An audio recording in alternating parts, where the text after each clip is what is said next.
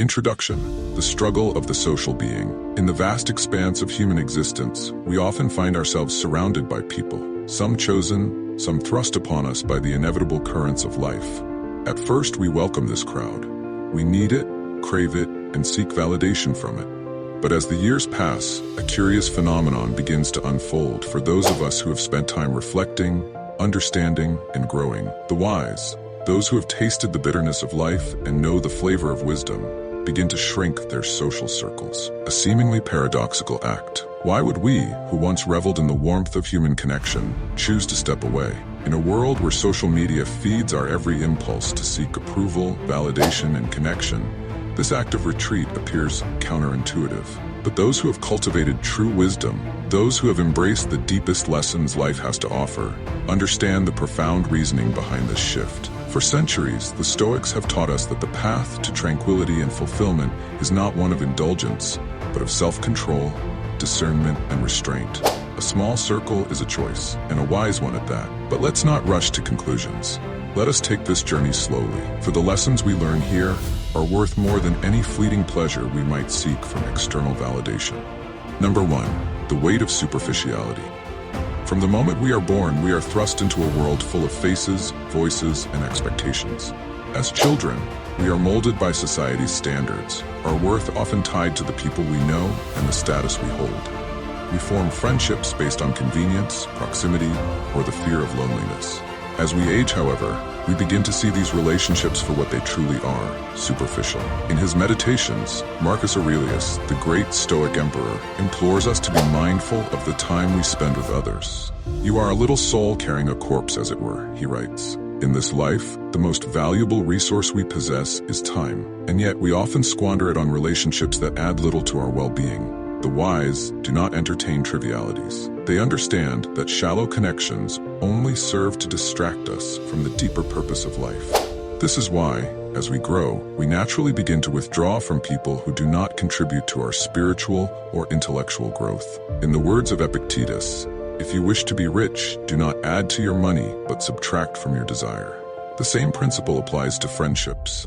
It is not about increasing the number of people around us, but decreasing the number of connections that drag us away from what truly matters, our inner tranquility and growth.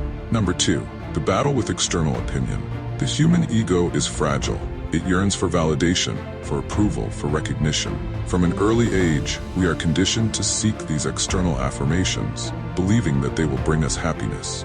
But true happiness, as the Stoics teach us, comes not from the opinions of others, but from our own inner state. Seneca, one of the great Stoic philosophers, warns us against the dangers of basing our worth on the opinions of others. It is not the things themselves that disturb us, but our opinions about them. The more we expose ourselves to external influences, the more vulnerable we become to the judgments of others. This is why, over time, those who seek true wisdom find themselves distancing from those whose opinions are volatile and fleeting. The ego thrives in environments where it is constantly fed, but the wise see through this illusion. They recognize that the more they engage with individuals who demand their constant attention or validation, the more they lose themselves in the noise of the world.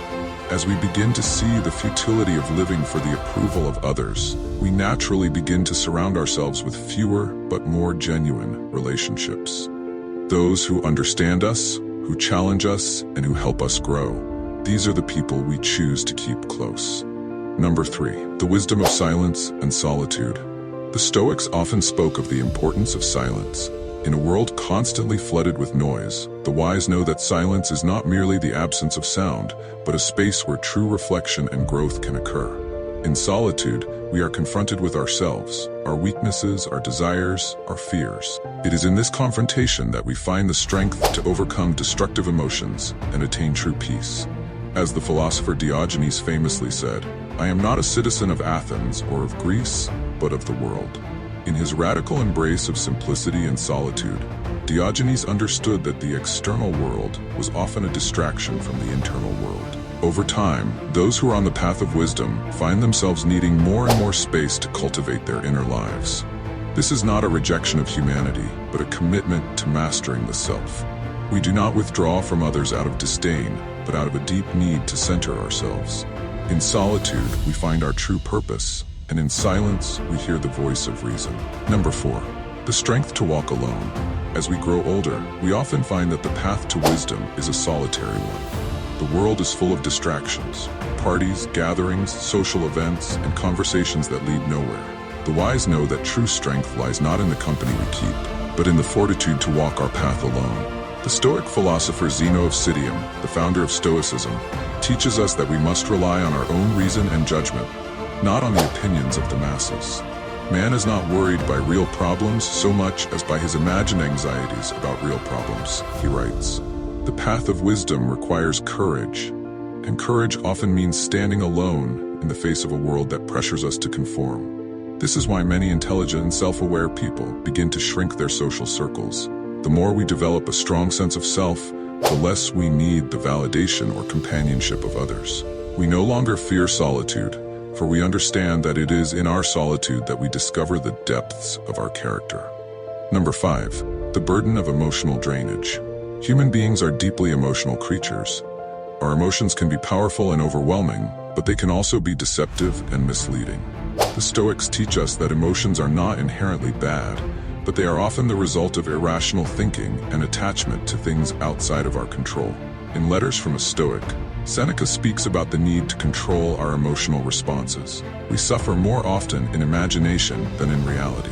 The more we surround ourselves with people who feed our emotional volatility, people who stir up our anxieties, insecurities, and frustrations, the more we are dragged away from tranquility. Over time, the wise learn to protect themselves from emotional drainage. They recognize that certain individuals, whether out of jealousy, insecurity, or negativity, can drain our energy and destabilize our peace. This is why smart people, those who seek true emotional control, naturally begin to distance themselves from individuals who foster these unhealthy dynamics. The wisdom of Stoicism lies in the realization that we have the power to choose who we allow into our lives. We do not have to subject ourselves to emotional turmoil. We are the masters of our own inner world, and we can choose to protect it from external chaos. Number 6. The pursuit of virtue over pleasure. At the core of Stoicism lies the belief that the highest good is virtue, living a life of wisdom, courage, justice, and temperance. Pleasure in this philosophy is not inherently bad, but it is not the ultimate goal of life. True fulfillment comes not from external pleasures, but from living in accordance with our rational nature and cultivating inner virtues. Over time, those who embrace Stoicism begin to realize that many social interactions are built around the pursuit of transient pleasures. Pleasure in drinking, in gossiping, in indulgence. These interactions, while seemingly harmless, only serve to distract us from the higher purpose of life, the cultivation of virtue. In his discourses, Epictetus reminds us, it is not the things themselves that disturb us, but our opinions about them. As we grow older, we begin to question the value of seeking pleasure for its own sake. We begin to understand that true contentment comes from virtue, not from the fleeting satisfaction of indulgence. And so we naturally begin to shed those relationships that are rooted in a pursuit of pleasure, and instead cultivate friendships based on mutual respect for virtue and growth. Number 7. The need for focused growth. Wisdom is not something we stumble upon. It is something we cultivate. The path of growth requires constant focus, introspection, and a commitment to becoming the best version of ourselves. This path is not easy, and it requires discipline. As we mature, we begin to understand that the more we spread ourselves thin, attending to countless social obligations, maintaining relationships that do not serve our growth, the less energy we have to devote to our own development. We need focus. We need time to read, to meditate, to contemplate, and to practice virtue. Marcus Aurelius, in his Meditations, reflects on the importance of staying focused. Waste no more time arguing what a good man should be. Be one. The wise do not have time for distractions. They understand that true progress comes from consistent effort and reflection, and that this effort is best supported by a small but deeply meaningful social circle. Number 8. The recognition of life's impermanence. Finally, the most profound reason smart people shrink their social circle over time is the recognition of life's impermanence. We are all hurtling toward the same destination, death. And in this fleeting journey, we come to understand that the most valuable relationships are those that help us prepare for this inevitable end. Seneca wrote extensively about the fleeting nature of time. Time is the most valuable thing a man can spend.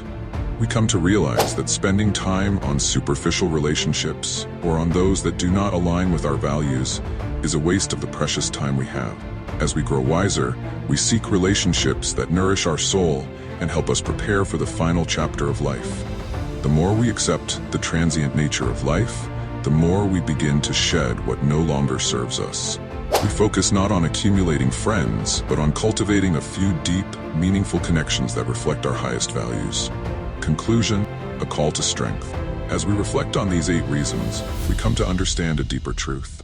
The act of shrinking our social circle is not a sign of weakness, but of strength.